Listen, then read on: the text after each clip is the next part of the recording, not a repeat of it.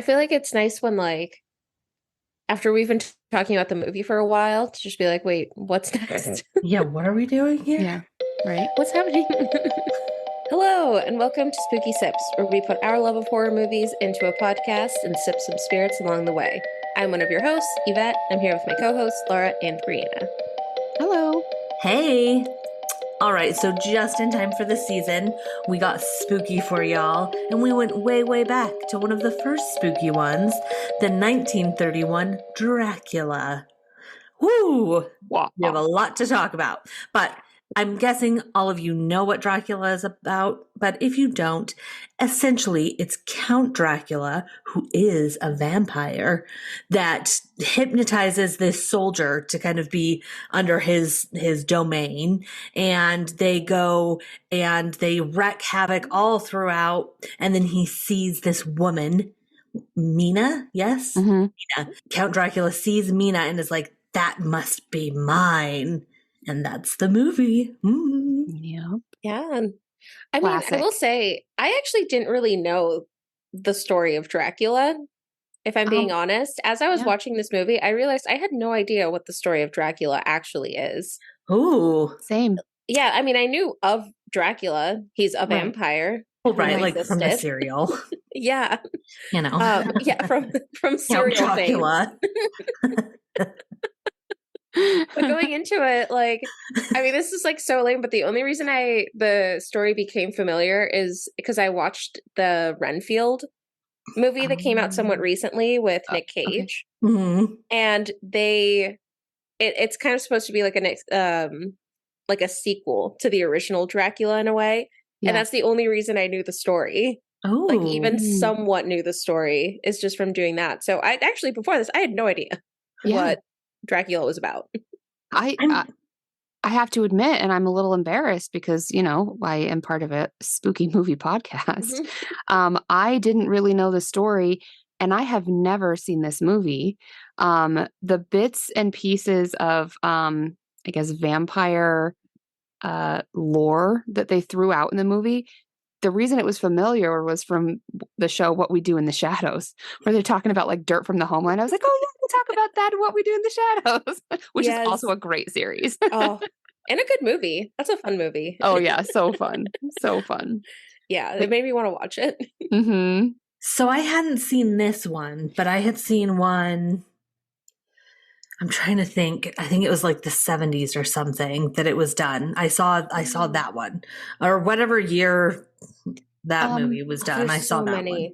Well, when we were looking up which Dracula to watch, and I'm glad we decided to go with the OG, but when we were looking it up, there's been at least like between 3 and 10 Dracula movies every single decade since this one.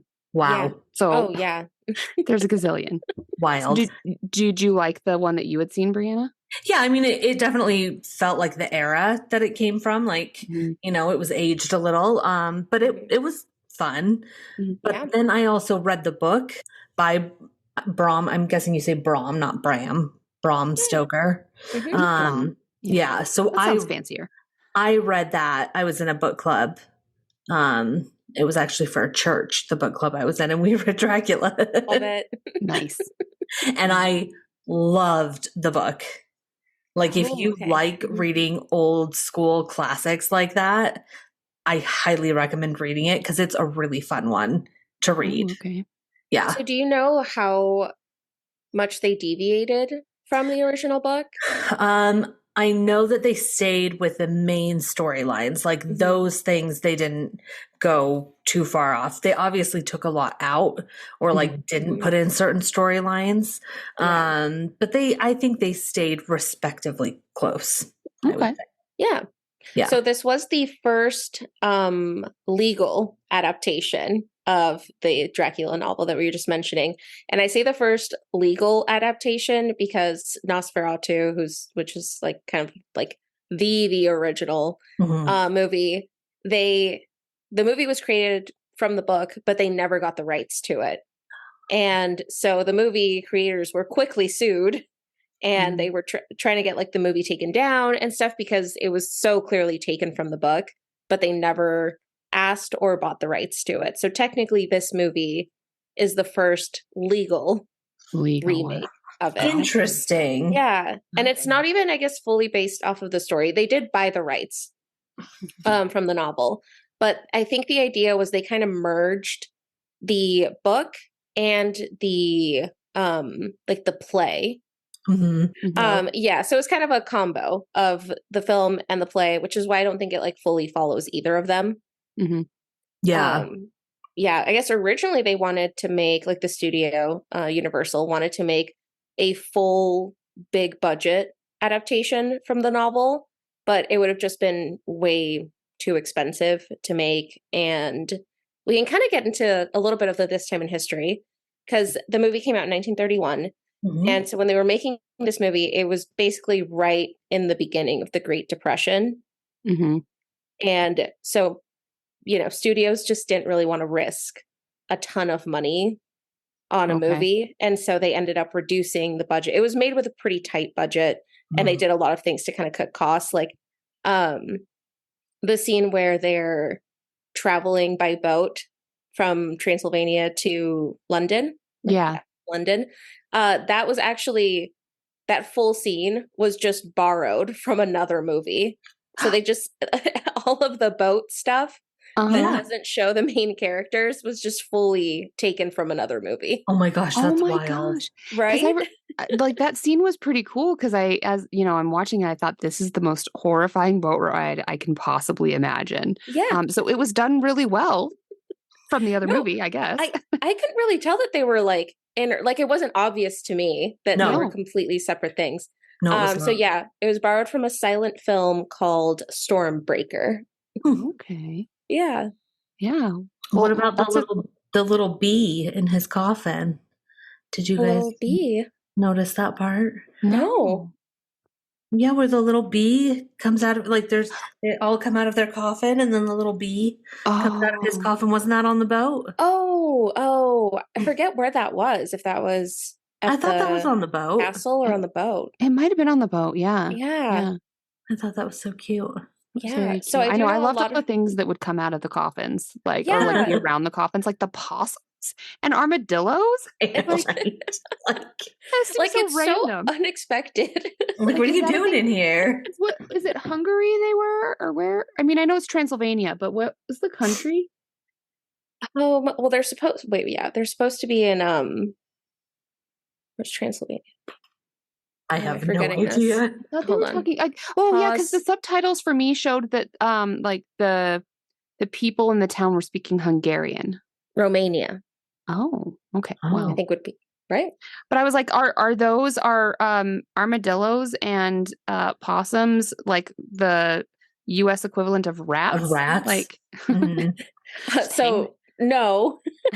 The movie was filmed in like a Universal lot in California. Yeah. And they just used animals that were in California. So if anything, I actually don't think they have a lot of the like animals that they showed, like the possums, the armadillos. I think those are pretty unique to California. Oh my gosh.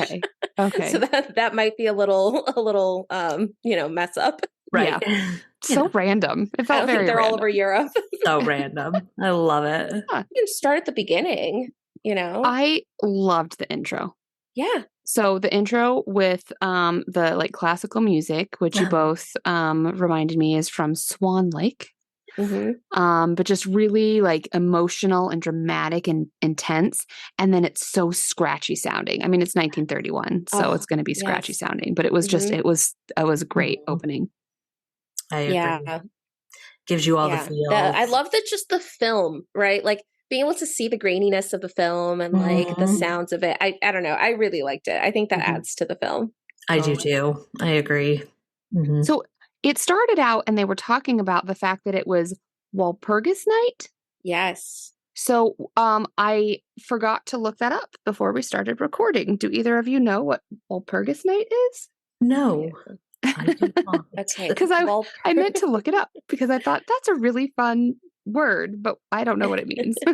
Yes. So Walpurgis Night, also known as the Witches' Night, is celebrated April 30th, like the night of April 30th going into May 1, which is exactly 6 months before Halloween.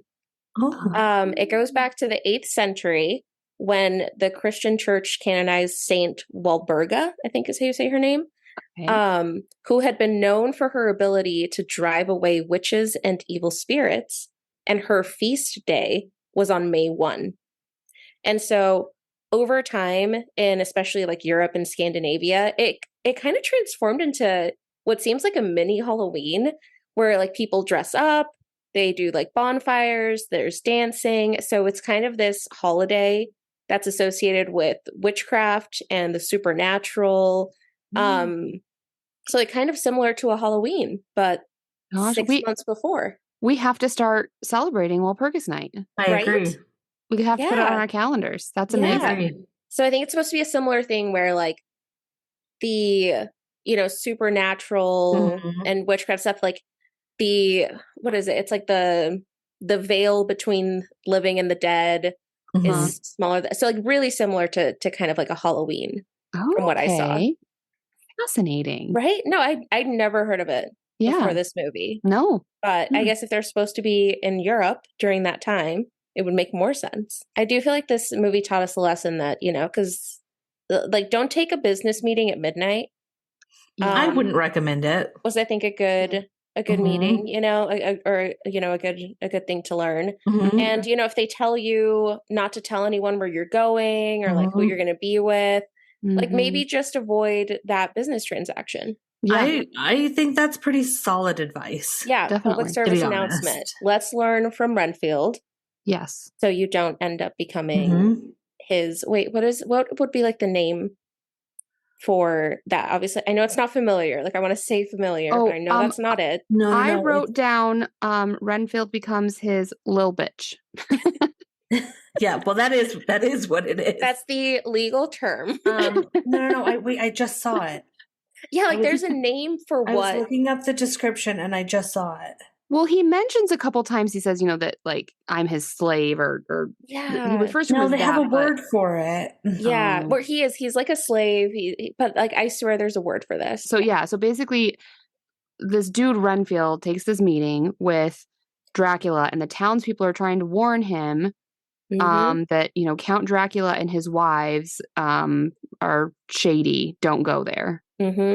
Renfield goes anyway because he seems pretty greedy, like to make some. Is it like that he's trying to make some?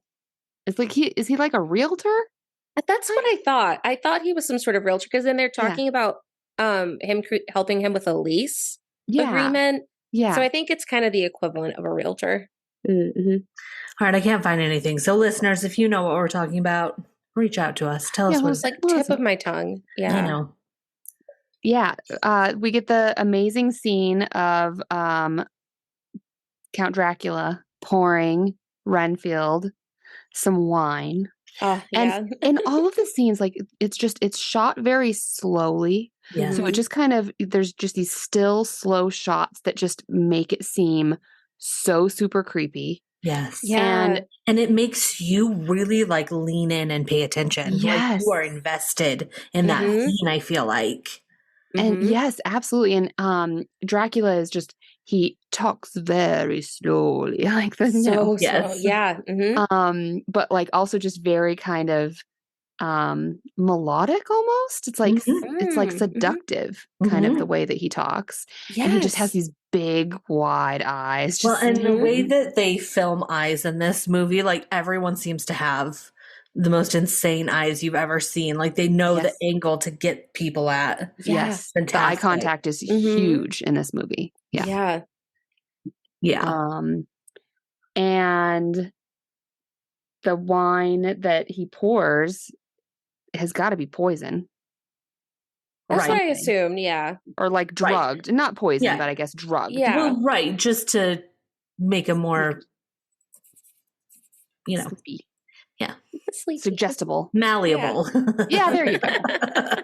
Yeah. Is the word I was looking for. And then so Renfield passes out and I love the way that the wives, so at this point it seems like Dracula has at least 3 wives, but they're just beautiful and they just wear these beautiful flowy gowns and they just kind of like float into the room to kind of approach Renfield. And then Dracula just like puts his hand up like, no, go away. Yeah. Yeah. Mm-hmm. So he just like controls them with his mind. And next we know is that they're on the ship. Right. Yeah. They're leaving. They're going to London. I guess it's a property where Renfield was going to sell to Dracula. Yes. Yeah. Something Abbey, I think is what it. Yes. I forgot what it was. Oh, but. yeah.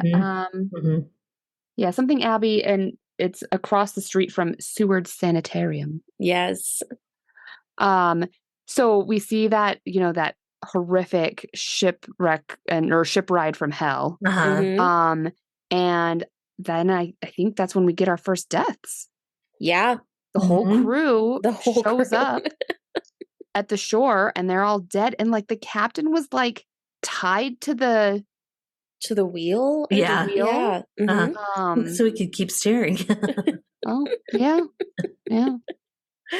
But then like the people, some people are just investigating this ship that has just all these dead people that showed up on shore. And so they open up like the door, the hatch door to get down below deck. And I honestly did not realize that it was Renfield. Because the character looks so different. Yeah. Like I had to pause because Amazon does where it like shows you the names of the characters. And I was like, this isn't the same dude, is it? And it totally was. Yeah. No, I have to say, like, I absolutely loved the character of Renfield. The actor, Dwight Fry, he nailed it. His mannerisms, the way that he could just change his facial expressions, his laugh. His deranged laughter was out of control. It was so good.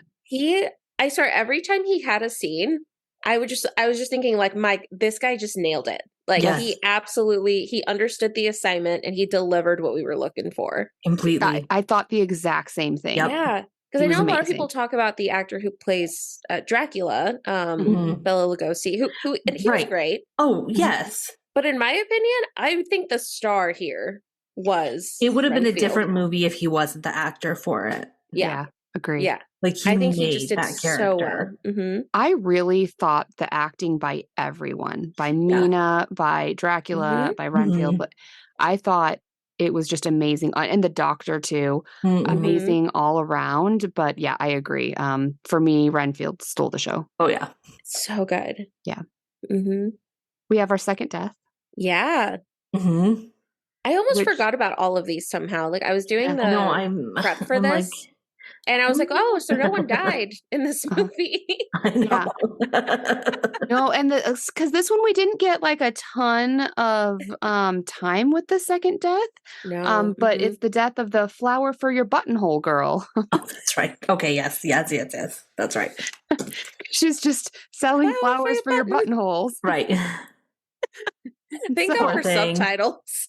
I was like, girl, what are you selling? Oh, also, I think just because of the age of the movie and the way that the audio used to be captured, I could not have gotten this movie as much as I did without subtitles. So, Spooky Sippers, if you're okay with subtitles, I highly recommend.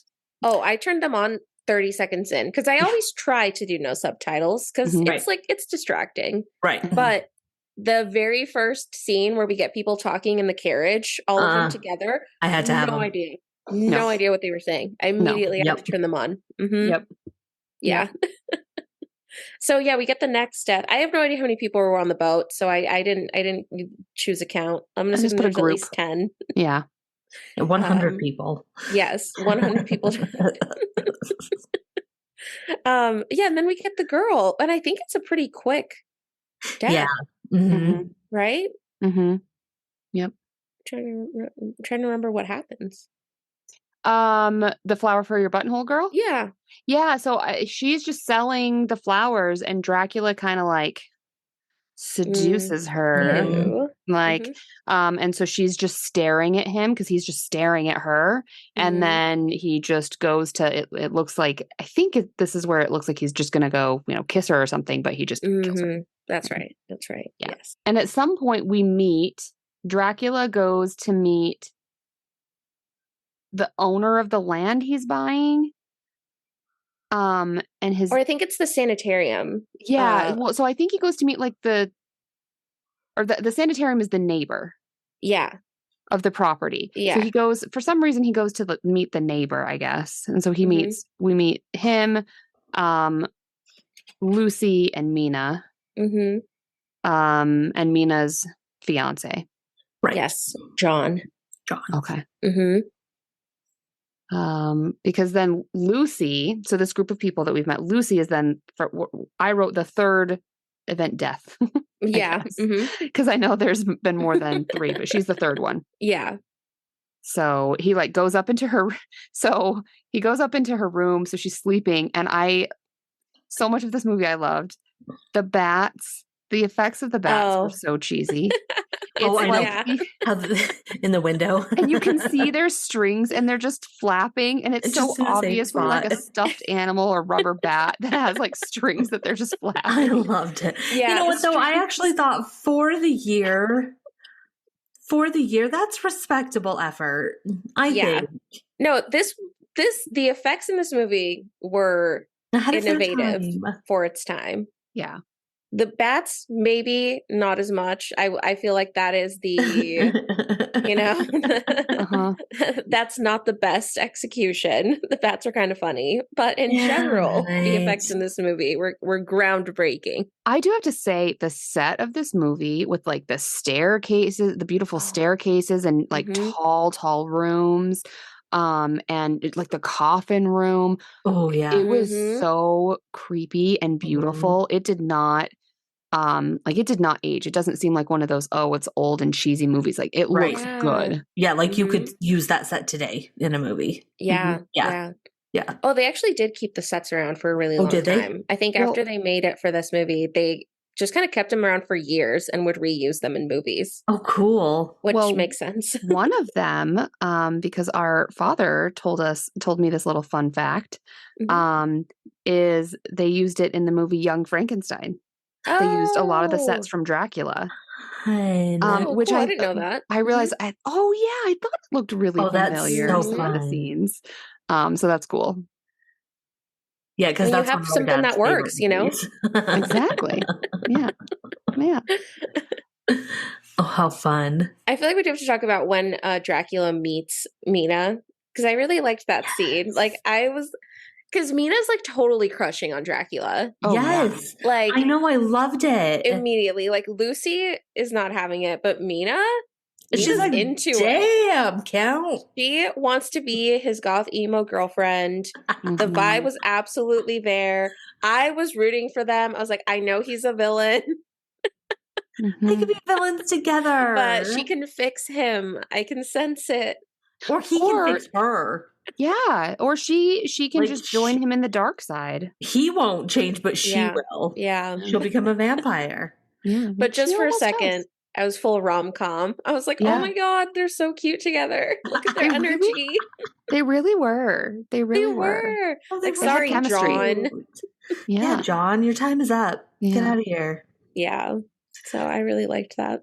Oh my gosh. So this is how I then really liked this movie, because my notes now are very far and few between, because I was just so into watching it. Oh yeah. Me too. Taking mine too. No notes. Notes app, yeah. So one thing though that ends up happening is so Mina and Dracula have like a little love connection. But meanwhile, Renfield has gone insane. Or we already kind of saw that when they opened up the latch on the boat. He just has crazy eyes. He's just raving about all kinds of things, wanting to eat like bugs or animals, laughing, to get blood. Just his maniacal laughter. I know. So Renfield ends up going to the sanitarium, which is kind of like the asylum. Yeah. Well, I think we can talk about Dr. Van Helsing. Yeah. Yes. Because we can queue up the one person who seems to know what's going on here. Right. I did love the scene. I don't know if this is when we first meet him or not, but there's the scene of him with some sort of science-y setup and a group of people around him, and he has like a little vial with I think some blood. Yes. And he pours something in and it goes clear. And it's like, yes, we are dealing with a vampire here. And it's like, what test were you running? I know, what test was that? Well, I think he says something about it being like it's not a true alive person. Yeah. So there must be some sort of test to determine if this blood came from something living or dead. Yeah. Is what I think. And I'm not 100% sure, but I think that it was around this time I heard this quote and I had to write it down because I loved it so much. But the quote was, "There are far worse things awaiting man than death." I was like, oh, that's such a good quote. Like, I think this was part of their beautiful moment. Is Mina is telling the group about how the abbey that Dracula just rented reminds her of that spooky poem. And then she starts reciting the poem, and then that's when Dracula like responds that. Yes. And again, they were just, they were just dark and spooky. They were. Hashtag goals. I was rooting for them. Yeah. Oh, because at the same time, there's also investigations happening about these people that have died. So the Flower for Your Buttonhole girl and then Lucy, they've identified that they both have died the same way, where they have these two little marks in their neck. Yes. Yeah. But they didn't know it was Dracula for a bit. I did love the like comedic timing in the scene where it's like the doctors are talking about like what could have done it, and there's like, oh, who knows who could have caused the 2 bite marks. And then I think it's one of the nurses says like Count Dracula as he's walking in. So it's like, oh, who could have done this? And it's like Dracula. Yes. I love that part. I love that. I thought that was that was just good writing. Yes. Yep. Very good. Funny. So just because we're talking about, the doctor and the sanitarium makes me think about the person I liked the least in this movie was Martin, the caretaker. He's like one of the guys that was working at the sanitarium, and he was so rude. He's so mean. He was so mean. He just kept calling Renfield. He kept calling him loony, and he'd be like, "Come on, fly eater," and you loony. Like he was so mean. So mean. Oh, I was just like, what a terrible, terrible person. Mental health has come a long way. Yeah. I also love that Renfield kept like getting out of his room, and they just never really did anything about it. I know. Well, and then I was thinking, so they kept talking about how like Renfield keeps leaving his room for hours and they don't know where he goes. But then I'm like, but then does he just come back? Like he doesn't want to be in the sanitarium. So if he keeps breaking out, why does he keep coming back? Right. Why doesn't he just stay out? Well, I think part of it is Renfield has these moments of not wanting to help Dracula, right? Which is why he keeps breaking from his control to try to warn them. And so I think for him, it's like he'd rather be in the sanitarium than with Dracula, which is why he was like, send me away. Like, I think he couldn't choose to leave. I see. Right? He knew he had to stay near Dracula because he's his slave. Yes. True. True. Yeah. Yes. At some point, Dracula, I don't know if he's just visiting the house where Mina is at, but at some point he gets her to like come outside while he's outside kind of underneath a tree. And they have this moment of love. Like where they like are looking longingly at each other, and you just see him kind of like put his cape around her. Yeah. And what ends up happening is we find out later, he is trying to turn her into a vampire. Right. And they end up realizing that it's Dracula because he has no reflection in the mirror. Oh yeah, because they're like arguing in that room, and there's no. Yes. Yes, they go to get, I think it's like a cigarette, right, out of a little box. Yeah. And then John and Van Helsing look over and they realize that he has no reflection, which is how they realize it's Dracula. So yeah, they tried to do this whole like surround the house in wolfbane. Wolfbane, yeah. Including her doors and keeping all the windows shut and stuff. And it's like, you guys had to know this wasn't going to work, right? Right. Like, this isn't going to work. That's something that confused me a little bit because, I mean, from a lot of the horror, stories and movies I've seen, werewolves and vampires are different entities. They are not like interchangeable. Right. And in this movie, they were almost kind of saying like, sometimes these bloodsuckers turn into wolves or bats. Yeah. So it was interesting that like werewolves and bats were and vampires were kind of like the same villain in this movie. Which, if I'm not mistaken, I do not think that came from the book. Like, I don't remember reading in the book about that. Now, I might just be forgetting because it's been a while, but like, I don't remember it being that, you could be a vampire or a wolf. Like, no, I don't think. I think it was just vampires in this. No, yeah, that was interesting because I think at one point, even Dracula, when he leaves, I think they kind of allude to him turning into a wolf and running away in the lawn. Yes. So yeah, that was interesting. I'd never heard of that. I think they maybe just chose to have it be a different effect for this story. Yeah, like maybe it just fit this storyline better. You know, interesting. So no, I wonder. Who knows? So Mina's kind of who, might I just say, is one of the most stunning, beautiful women I have ever seen. She was just gorgeous. Beautiful. Yeah. Just beautiful. I just like I couldn't stop staring at her the whole movie. What a creep. Just kidding. No, she was. What'd you say? I said, what a creep. I am a creep. But no, she was just beautiful. No, she really was. She really was. But so she's kind of telling people that she doesn't feel right. And it's like it's that she's changing. But it goes from her like kind of not feeling right and being scared to I think suddenly then when she really was almost fully a vampire, or maybe even when she was a vampire, she then all of a sudden is like, I've never felt better. Right. Oh, and stronger. Yeah. And like, so then she's got that, loves the night. Twilight. Yep. Oh my God. No. Okay. While watching this, I was like, okay, do we need to watch Twilight? Like, I know it's not scary, yes, but I think we might need to throw it in. 100%. When we come out there, we're watching Twilight together. Okay. Yeah. Yeah. When you're in the Pacific Northwest, you're in Twilight.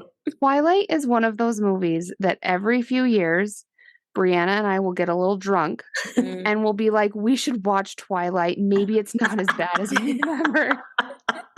And then we watch it. Every single time. We can't get through it. We know. It's a lot. All right. Add it to the queue. Yeah. We'll have coming up soon. Twilight. So good. Oh, so good. Sorry, listeners, if any of you out there this offends.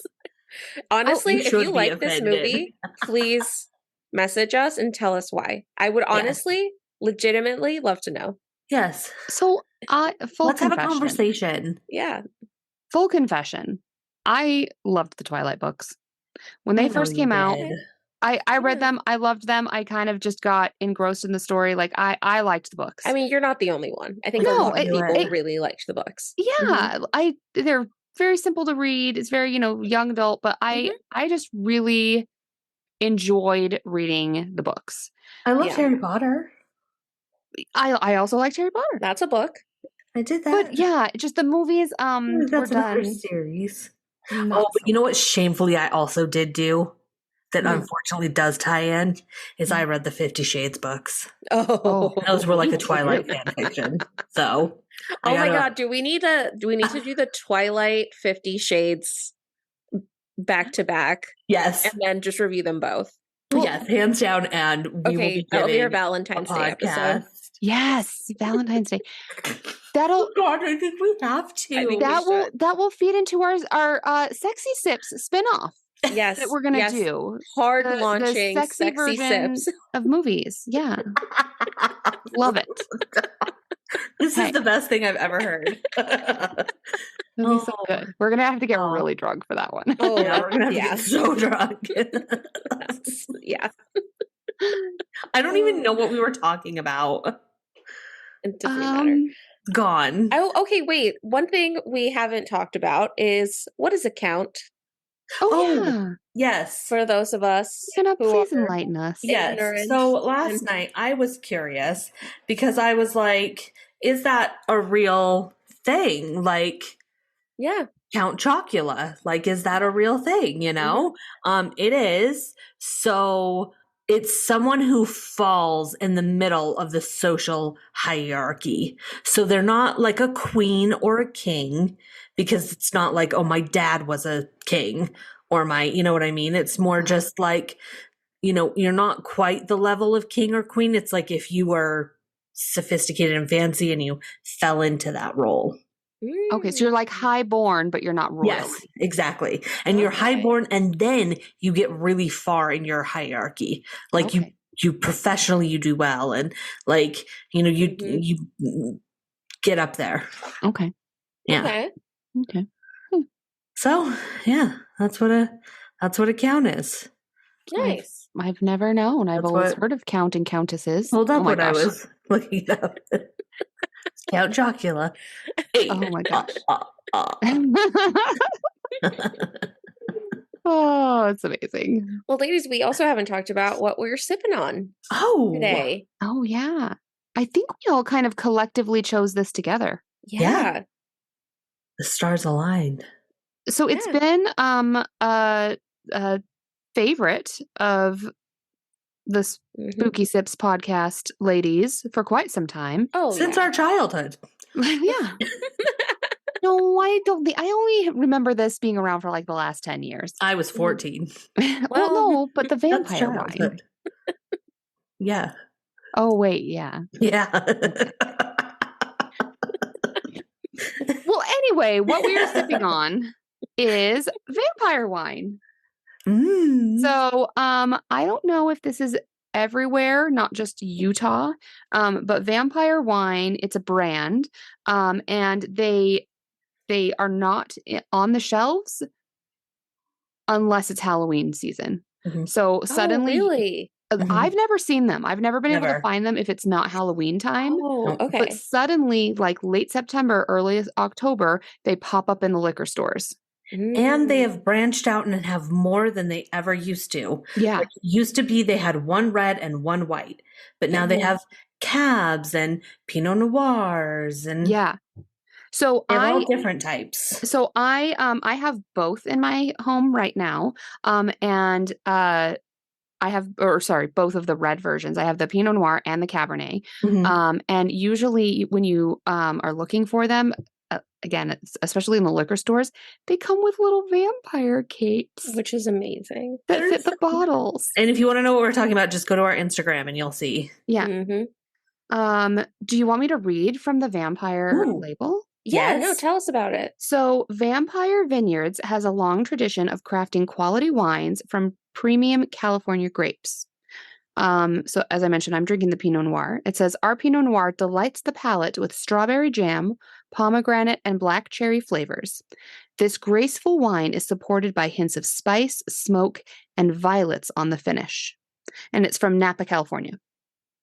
And it's quite good. I like both the Cab and the Pinot. I was just more in the mood for a Pinot Noir because it's the afternoon and it's a lighter wine. That's an afternoon wine. Yeah. I guess technically it's evening now, so we're fine. Cabernet is an evening wine. Yeah, exactly. Oh my gosh, ladies, I think we have to add a stop to our Spooky Sips go on tour because I think they have a tasting room called the Vampire Lounge. Oh my gosh. At the Vampire Vineyards in California. We have to go. And this is added to the stop. That would be so much fun. Our haunted and winery tour. Yep. Perfect. Love it. Love it. I love it. Maybe we'll need to hire a driver. Oh, yeah. Oh, for sure. Oh, yeah. For sure. And can we please call him Renfield? Yes. Yes. If we pay him enough, we can probably call him whatever we want. Exactly. No, so where we digressed was we were talking about Mina suddenly like feels more like powerful, and she feels great and strong, Right? Kind of like the vampires in Twilight. Twilight, right? Yes. Okay, there we go. There it was. Full circle. But then I guess we could get to the last. Would you call it a death? Yeah. Yeah, I don't know if you would count it as a death or not. Count it as a death. I mean, yes. Yeah, maybe. Yeah. So they somehow so then Dr. Van Helsing knows all of these vampire facts. Yes. Like he knows, I think it's the doctor, right? That knows like the only way he's dedicated his life to this study, which is what I wish I could do with my life. Oh man. Dedicated to vampire study. Maybe that's what I'll start doing. Yeah. I mean, I don't have a job, so you know. I mean, I think at one point in the movie he talks about that, where it's like this is his field of study, and this is what he has been focusing on, and that's why he knows all of this. Mm-hmm. You're right. I thought he was just like oddly knowledgeable about vampires. But yeah, like he knows that Dracula, the only way he can be where he's at in London is if every day during the day he sleeps on soil from his homeland, from Transylvania. And he knows that also that vampires sleep in coffins. And he also knows he also knows the things to try to protect against the vampires. Like that's why he has the wolfsbane all around Mina's room. He like gives Mina a cross for protection. Yeah. And then he knows that the only way to kind of end the life of this undead creature is with a stake through their heart. Yeah. Right. And doesn't the stake have to be made of, or is that not? I think it has to be made of wood. I think. Okay. Yeah. Okay. I think so. I wasn't sure if it had to be or if I was just misrecalling that. Yeah. Yeah. No, so then we see Mina and Dracula. I don't know if we see them leave or not. No, we do, right? We see them go. Yeah, I think we do. We see castle. them leave. Yes. They go slowly down the stairs. Yes. We see them go to the castle and they hear her scream. Yeah. And the doctor and Mina's dad, whose name I'm forgetting, also see Renfield heading towards the castle. So they immediately realize, okay, if he's heading there, it's because Dracula is there. Right. So we'll follow him that way too. So they follow him over. Dracula's mad at Renfield. We get a little pause because he's like, no, I didn't lead them here. It wasn't me. I swear I'm loyal to you. And Dracula's having none of it. Yeah, he's like, get out of here. Yeah. And we see the slowest fall down a set of stairs. I know.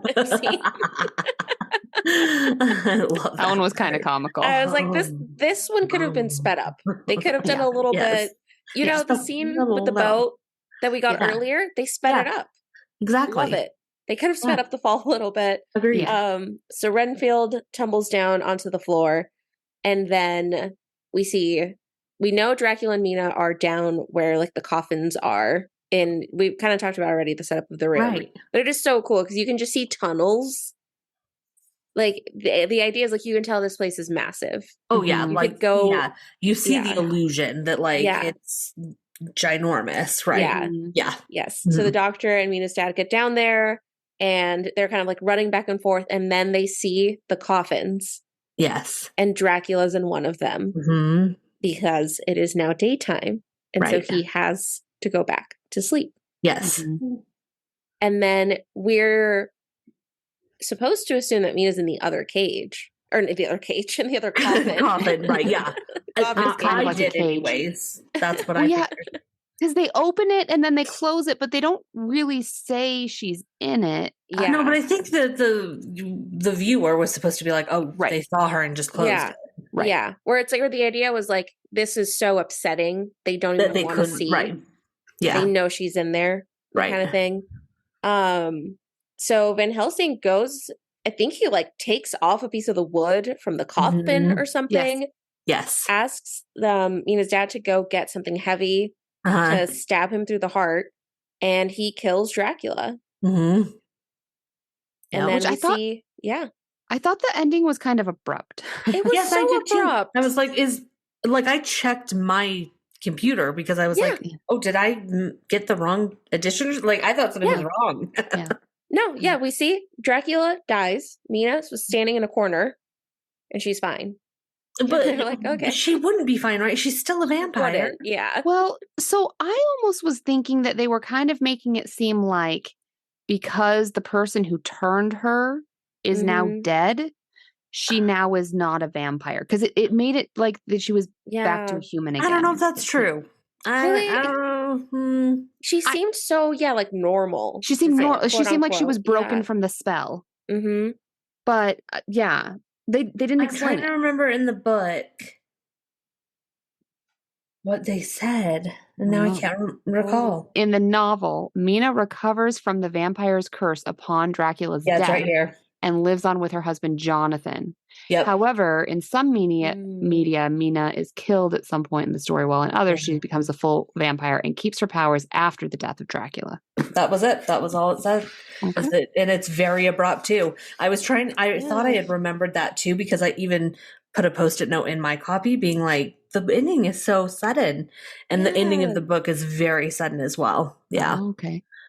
So I guess that's just how they want it. He wanted it, but that is mildly disappointing. The ending was a little disappointing. I expected Dracula to live, personally. I know. I thought somehow he would, like Renfield would have actually been survived the fall and totally fine, and then come and save his master, or maybe Mina would go and stop them. I fully thought Dracula was going to survive at the end. Yeah. I have to say, I would have been happier if both Dracula and Mina had survived. Yeah. Lived happily ever after. Yeah. Although, would she just have then become the fourth wife? Because I don't know. So. Yeah, but there was something different about her. She would have been different. Well, see, but that's the thing, right? Their chemistry, I wanted a beautiful, consensual, emo relationship. And we didn't get that. No. That would have been ideal, really. Damn. Dang. Yeah. Yeah. Oh, well. Well, should we get into some more fun facts? Yes, please, because I bet there are plenty. Oh, there's so many. There's so many, but I'm just going to get into a little bit. I'm not surprised because this movie is so classic. Again, I'm kind of embarrassed I've never seen it before. Honestly, same. I know. But it's so classic and well done and just inspires so much that I feel like it's a staple. So there's got to be just so much that has come from this movie that, of course, there's going to be good facts. So much, so much. Yeah. Okay, so let's just get into the quick facts. The movie, I thought this was really funny. It was released on Valentine's Day. It was released on February 14, 1931. See, it was a love story. Love. It is ultimately about love. Couple goals.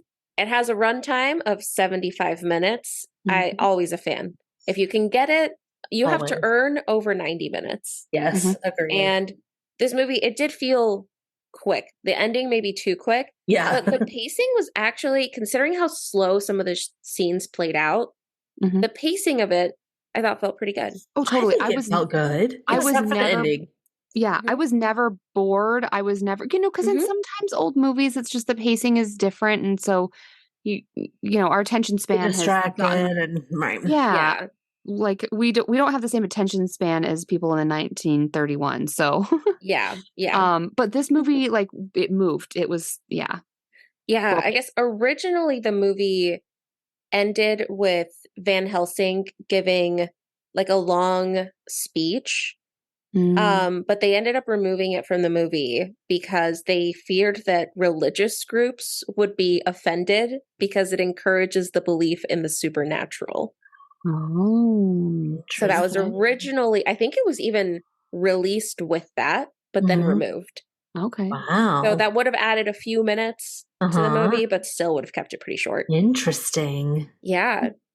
So, one thing I noticed was when you just search this movie, just like Dracula 1931, the genre that I saw it pop up as was a pre-code horror film. Did you guys see that anywhere? No.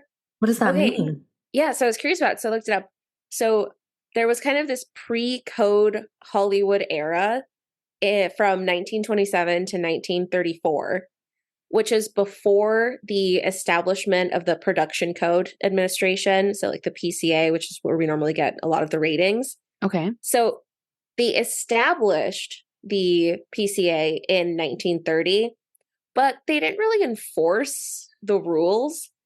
And so like kind of local laws and stuff would be what dictated what could be in a movie.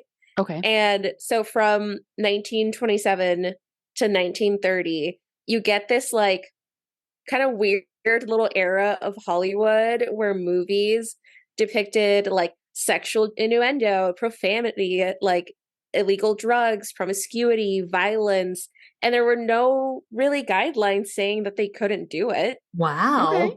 And so it was this kind of fun little era in Hollywood. Oh my gosh. Before they, you know, had a lot of guidelines saying that they probably shouldn't do that.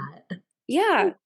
I thought that was, I mean, I feel like this movie in particular didn't really have that much that would push current guidelines. Right. I mean, they had, you know, murder and multiple wives. Right. Yeah, that's true. That's true. I think when I went to play it, I think it had said something about like smoking. It was like the warning, like it depicts smoking and something else, but like, yeah, pretty mild. Yeah. I think this movie was pretty wild, but it came out during an era where they could have done a lot more. I want to find like a wild one that they had. Oh, I think there's kind of a list of this whole era. I'll have to look for that. which is fun.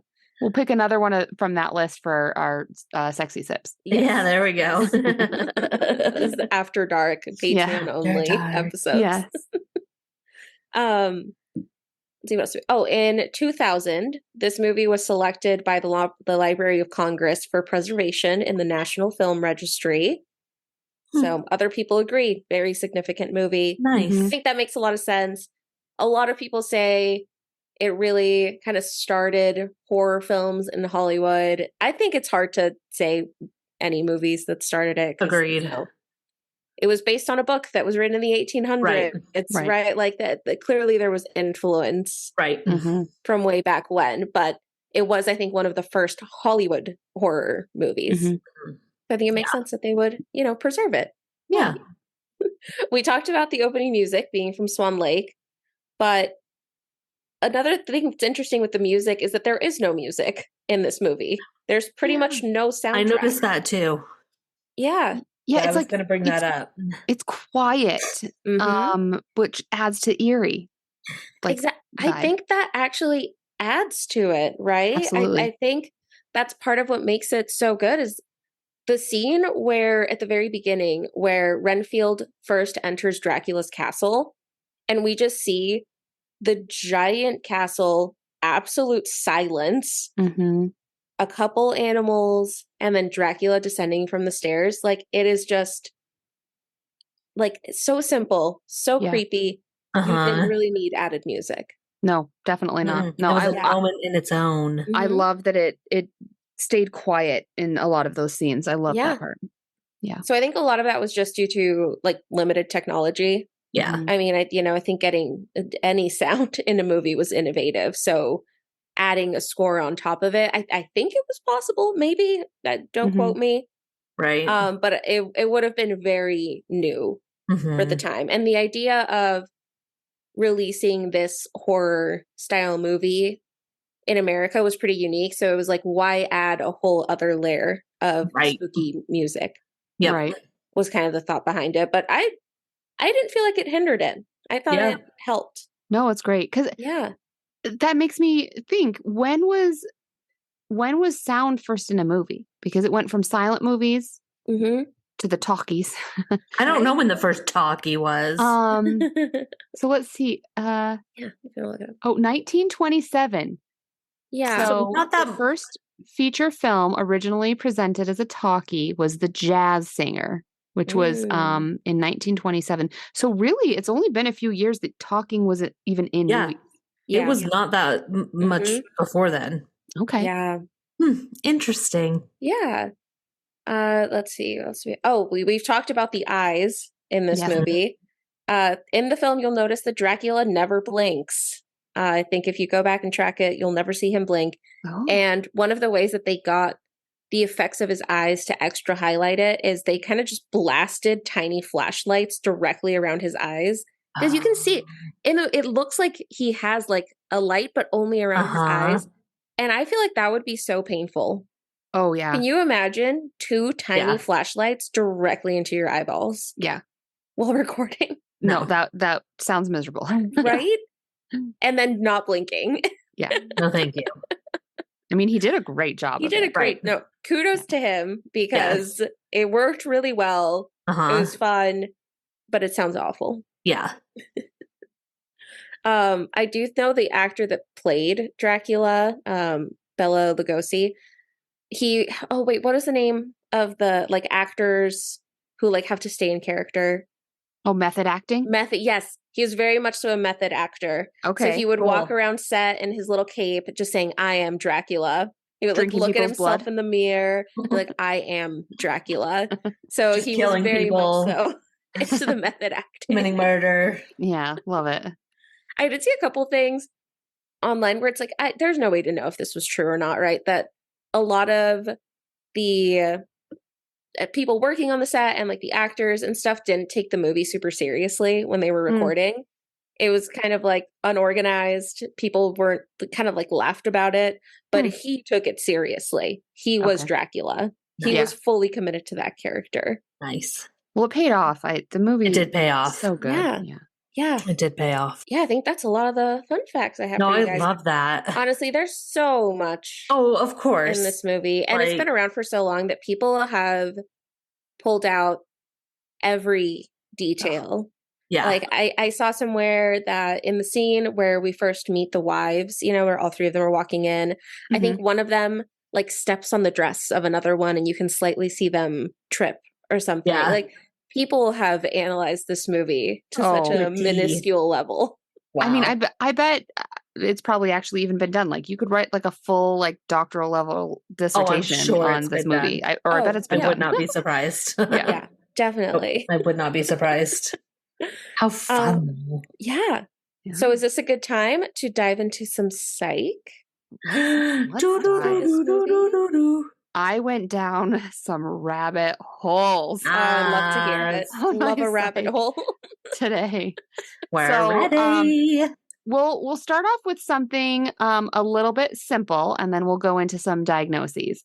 So we were talking about the eye contact and the staring that Dracula did. So let's just talk a little bit about the psychology of why like that was so obvious to us and like almost kind of like disconcerting, like it made us uncomfortable, the eye contact. So just human nature is we're all really attentive to eyes.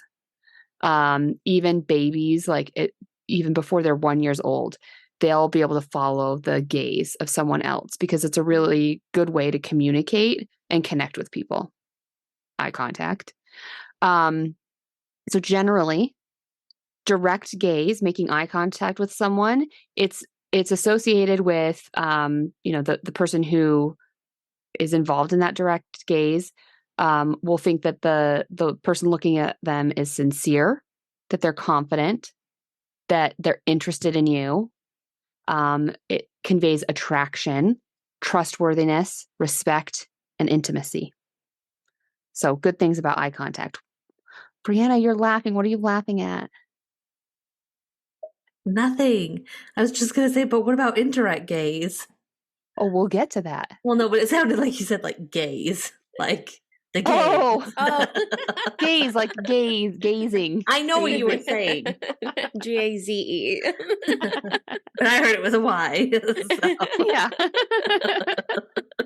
Yeah, well, I don't know. I have nothing funny to respond with that. So someone, hold on. Okay, so someone who avoids eye contact is often seen as cold, evasive, fearful, shy, and indifferent. And if someone's kind of like averting gaze, like actively avoiding, or like you're trying to make eye contact and they're looking away, a lot of times that means that they don't have confidence, or that they're rejecting you, or that they're lying is common kind of acceptance. Yeah. Although interestingly enough, some research shows that when a person is lying, you kind of always hear like, oh, here's how you can tell if someone's lying. They're not going to look at you. Mhm. It's actually the opposite. A lot of times when people are lying, they make more eye contact, probably Oh. because they're overcompensating. Like Mhm. they know they're lying, and they know, oh, well, if I don't look, it's going to be obvious that I'm lying. So they make actually more Extra eye contact. Mhm. I Yeah. myself am a liar. I just am. I lie a lot. I don't know why. You make great eye contact. I lie about shit I don't even need to. But I make amazing eye contact. I know how to, Mhm. keep You've them. nailed just the right amount. Yep.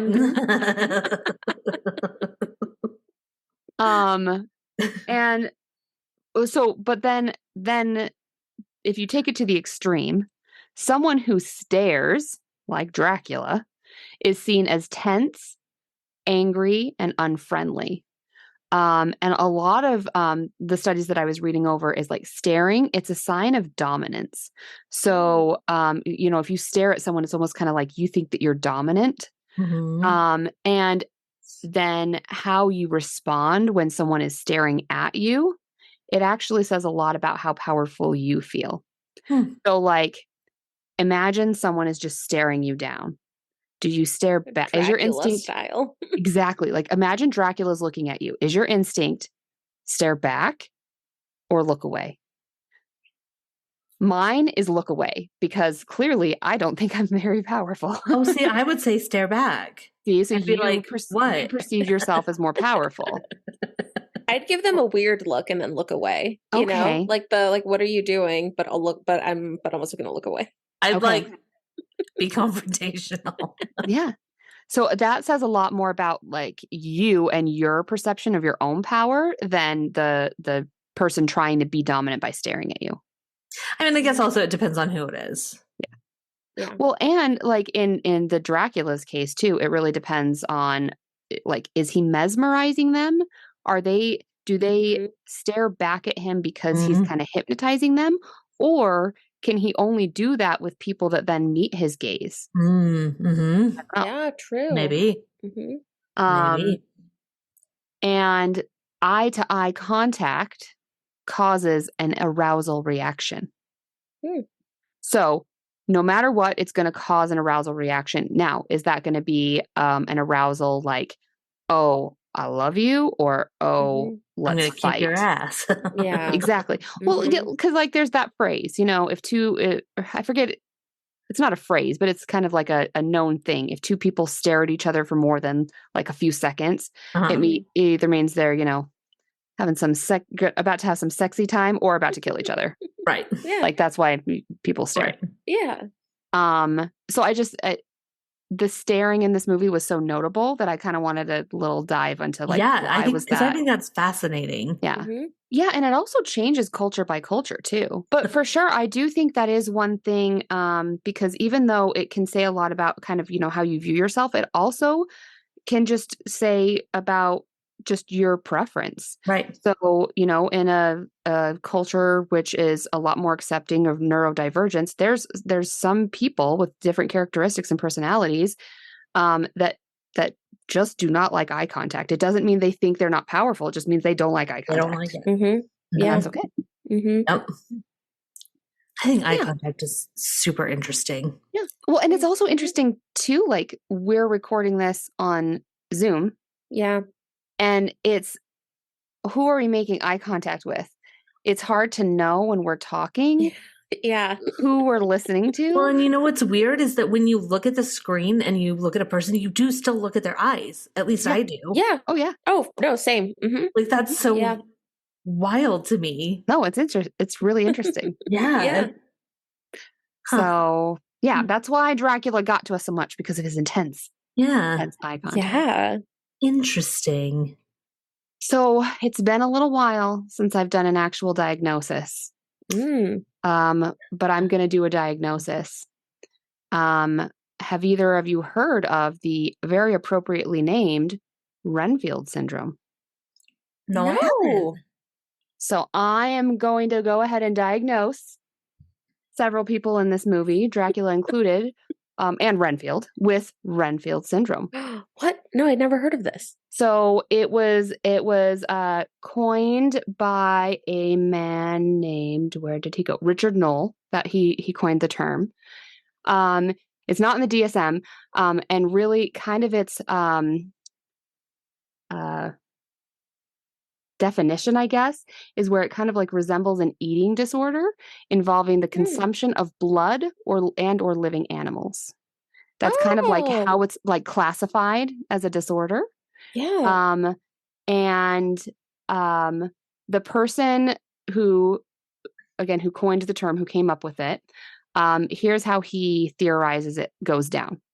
So the condition starts with some event in your early childhood, which like causes like the experience of blood to be exciting, or like the ingestion of blood to be exciting. A lot of times he theorized that it was like almost like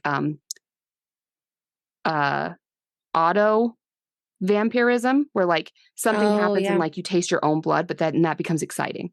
He then hypothesized that then after puberty, that excitement about blood moves to being something sexual, like it leads to a sexual arousal. And then throughout, older adolescence and adulthood, blood or the presence of it and consuming it can stimulate power and control.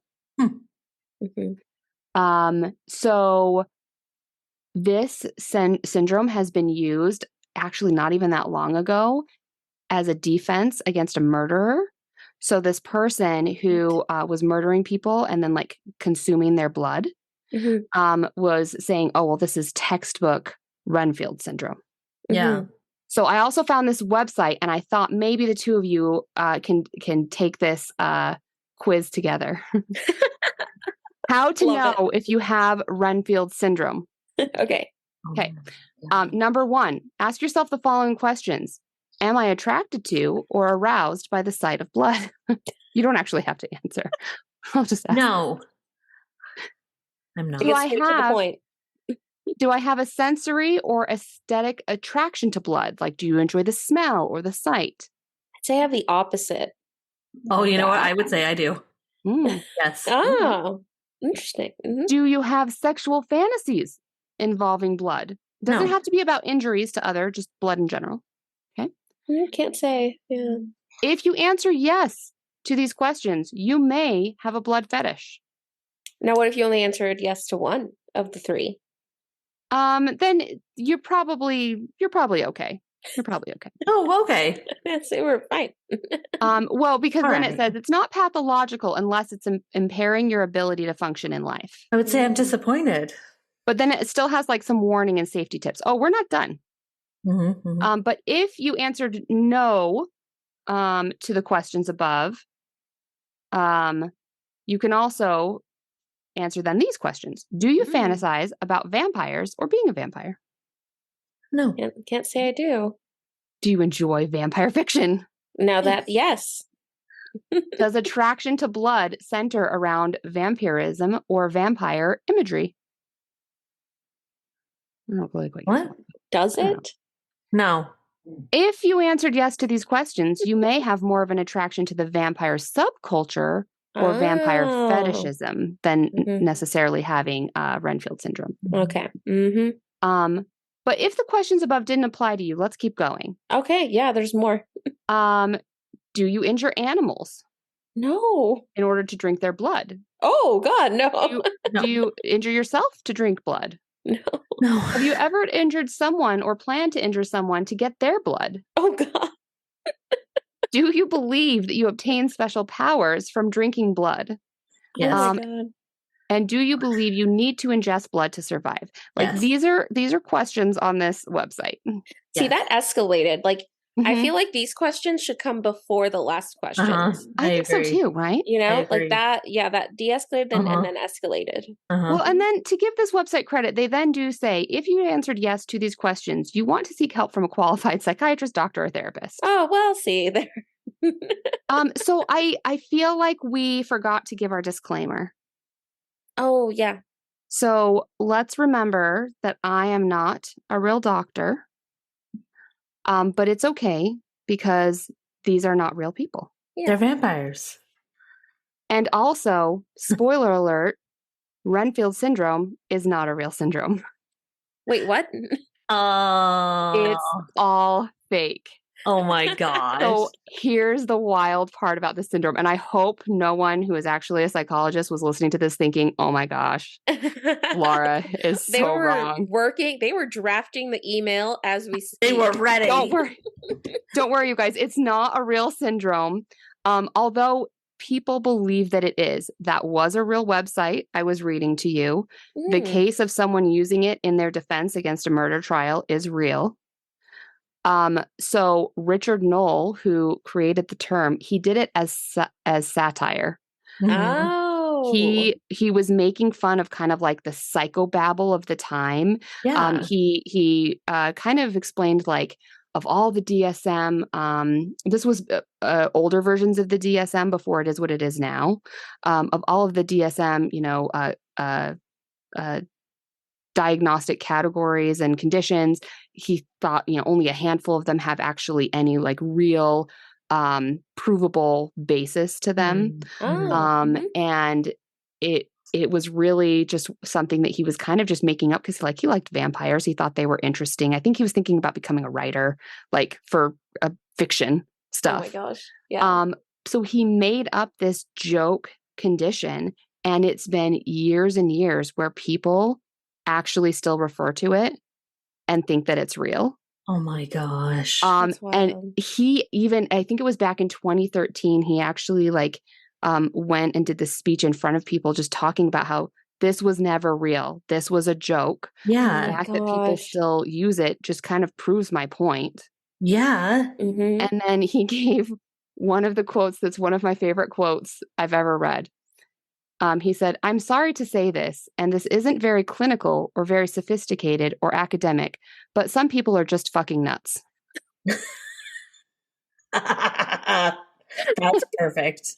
So that is a quote by Richard Knoll. Oh my God, I love that. Who came up with Renfield syndrome, which is not a real syndrome. That is awesome. That's really funny. But it's all over the internet. Like if you look it up, it's all over the internet. People don't realize that it's not real. That is wild. Funny. Yeah. But I mean, there has been in the past before this, there has been talk, and again, it's not in the DSM, but talk of clinical vampirism. Yeah. And typically though, that's going to fall under things like other mental health categories like schizophrenia, paraphilia. That's being aroused by something other than a consenting human partner. So like blood or a box or, something like that. Yeah. Like paraphilia. Yeah. Or like dissociative identity disorder, which we've talked about a lot. Yeah. Or PTSD. So that, there are people that do consume blood, but it's not Renfield syndrome. Yeah. So then I went down this rabbit hole of people that do consume blood. Oh my gosh. Talk about RIP search history. Oh no. Holy cow. So did you at least use incognito mode? I know. I forgot to, and I used my own. I haven't used incognito mode in years. The feds are going to be like, "Who the is this girl?" You're already on a list. It's fine. I'm already on a list. It's fine. I'm so on a list. It's fine. They can have me. So, there's several terms that is used for people that consume blood. There's sanguinarians is the one that most commonly came up for me, or sanguivores, or medsangs, or psychic vampire, or psyvamps. And the psychic vampire or psyvamps, they believe that you absorb psychic energy from blood. It's not just like the rest of the sanguinarians. Mm-hmm. So sanguinarians, they have like all of these like groups online and communities. Were And you it's on the all about like, forums? yes, these forums. It's all about like advocacy and health. So typically people are a sanguinarian because they either believe that it prevents problems or that it leads to like optimal health. So a lot of the sanguinarians that I was like reading their full life stories, Oh my um, gosh. a lot of times the problems they think that consuming blood prevents is digestive problems a lot of times, Hmm. like fatigue.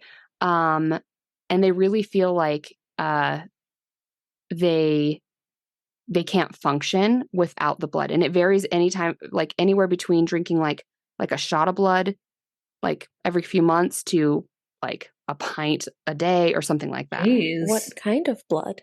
Yeah, Well, like so typically it's going to be human blood. So the community typically will consist of vampires and willing donors. Oh, Like I was okay. reading about a lot of people tend to have like one specific donor Mm-hmm. that will like the one guy, he was married to um a vampire. And Mm-hmm. so he was like asking around like she was really hungry, so I gave her a little too much and now I'm feeling like really tired. Like what do Oh I do? no. And so like he like gives her his blood. Oh huh. wow. Um so there was this one dude that did this like really comprehensive research study on vampires in New Orleans and Buffalo. Go Bills. Okay. um and so he was like researching the vampire cultures and Yeah. he was talking about how like vampire, like if you self-identify as a vampire, it's kind of a way to achieve some empowerment and resist like norm culture. Mm-hmm. Like it's kind of like a counterculture type of thing. Yeah. Um, but a lot of times, like vampires aren't going to be like the cloak wearing, like fang. No, they'll just be normal. Well, some of them are like that, but that's more like a lifestyle that some vampires choose to engage in. Other vampires are just going to be typical. You know, they'll bring their kids to like vampire conventions and things, and they're not going to dress like a vampire. That's more of like a style you choose. Yeah. Mm-hmm. Versus just this affinity or what they perceive as like a need for consuming blood. Mm-hmm. But there's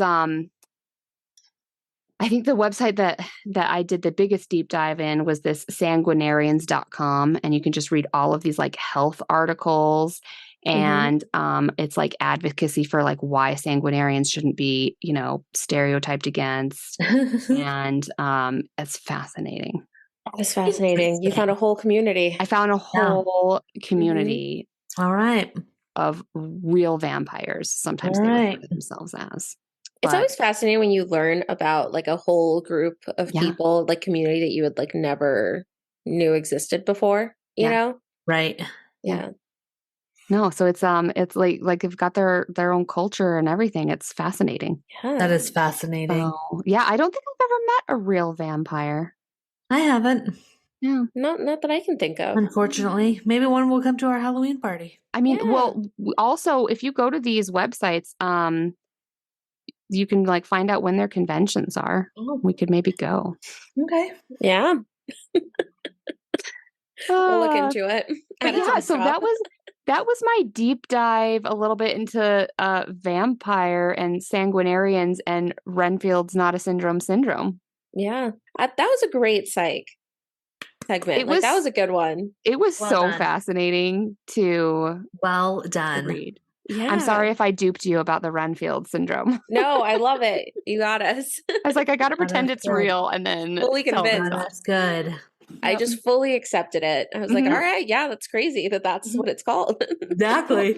I love that the guy that did it came up with this whole like theory as to how it develops, like childhood, adolescence, adulthood, like this is how it comes up. And got into it. Like he came up with this whole thing, but like it was always a joke. He never acted like it was serious. And yet people just ran with it. Oh my gosh. They just ran with it. Well, should we get a little bit into the history? Yeah. Yes.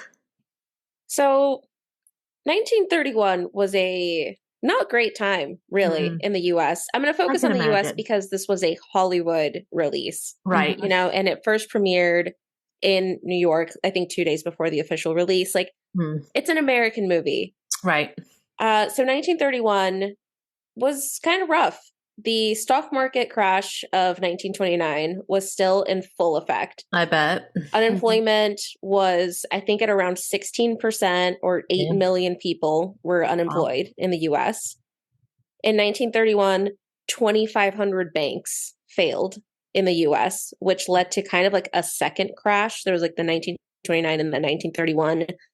Looked like maybe things were on the up and up, and it was like, no, just kidding. I think one big European bank crashed, which led to a whole effect in the US because so many of the US banks were invested in the European markets. We saw a lot of car manufacturers close, where it left pretty much only the big companies like Ford, General Motors. They survived it, but pretty much all of the little guys ended up having to close because people couldn't afford their basic needs, so they absolutely could not afford a car. Right. The Dust Bowl was in its early years, and so this whole section of America was dealing with insane droughts, no access to, you know, food and stuff, soil erosion. Shout out if anyone hasn't read The Worst Hard Time. It is a 10 out of 10 book about the Dust Bowl and like the experience of it. I'll just shout out. Oh, I haven't read that. It's a really good book. Oh. I read it in high school randomly, and then I like reread it a couple years ago. So good. Ooh, okay. Sounds like a real uplifting book. It is not. It is not. Don't go into that expecting positivity. Mob crimes were at an all-time high in the US, and just like mob related issues.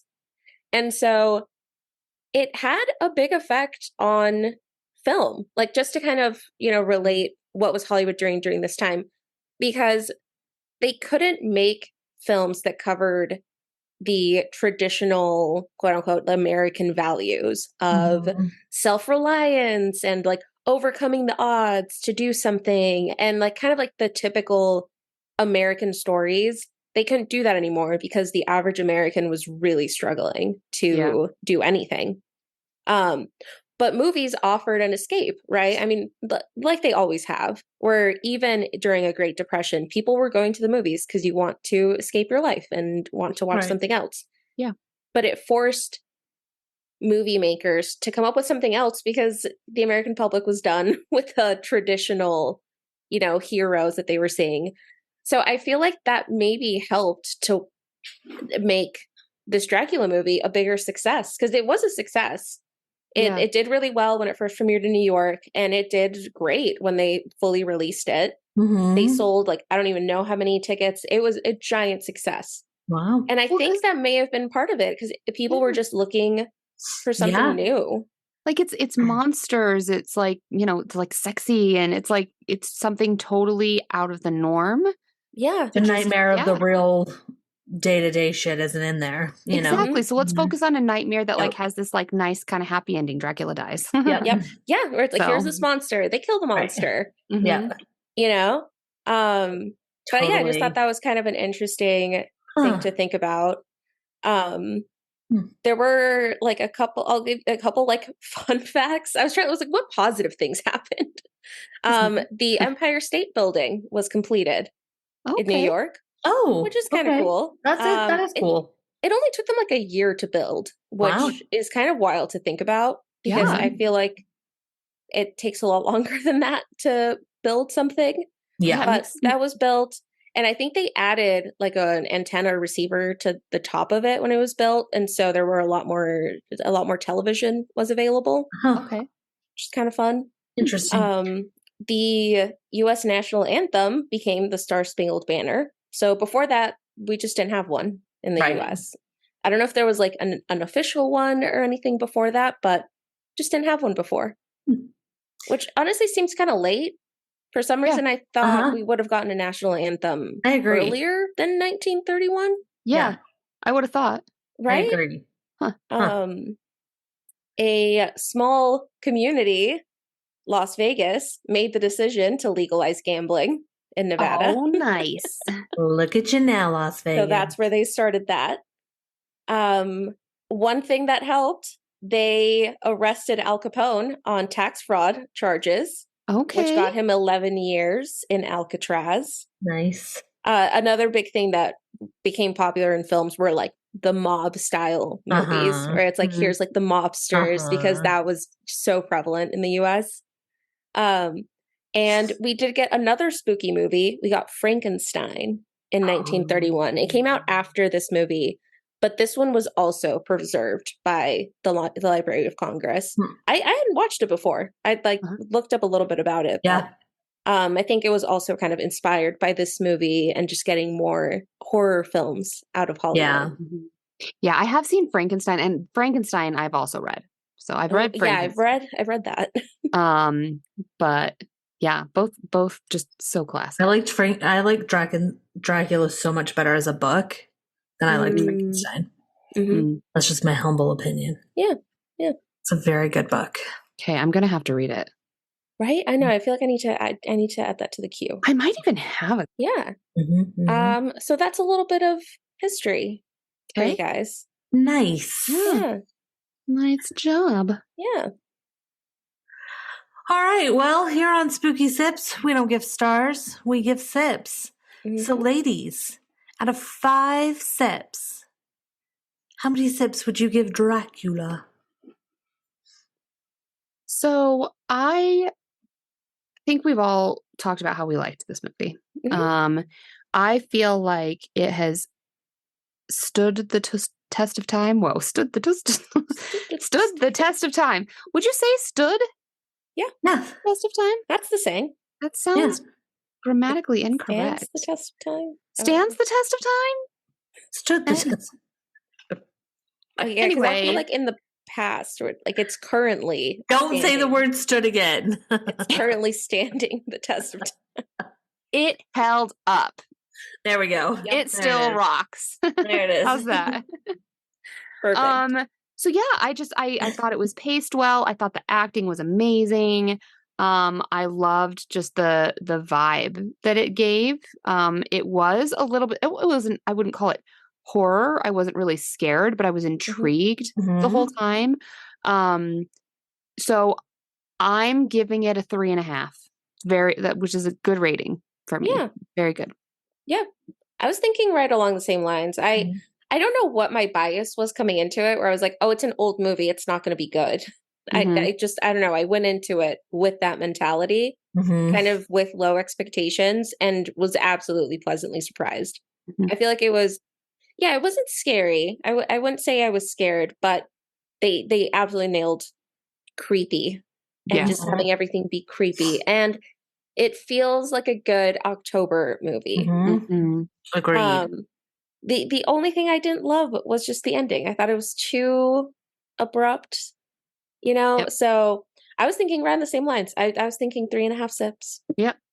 Well, son of a gun. That's what I was going to give it. Well, hey, that's all right. We can. I know, because for me, I really did like it, but it isn't a 4. What I would give a 4 is like a different. You'll see what I not quite. Yeah, not this. So I think 3.5 is where I'm at as well. Unanimous. Yeah, super solid, super good, but just maybe not recommend. Yeah, recommend for sure. You have to see this movie. Yeah, this is a must see. Yeah, and if you don't like super scary movies, like you don't like horror, but you want a movie to watch in October, you should watch this. Yes. It's not going to give you nightmares or anything. Yeah. I agree. Yeah. All right. So something very exciting is happening here on Spooky Sips. 2 of us are going to see the third one. It's our first Spooky Sips vacation.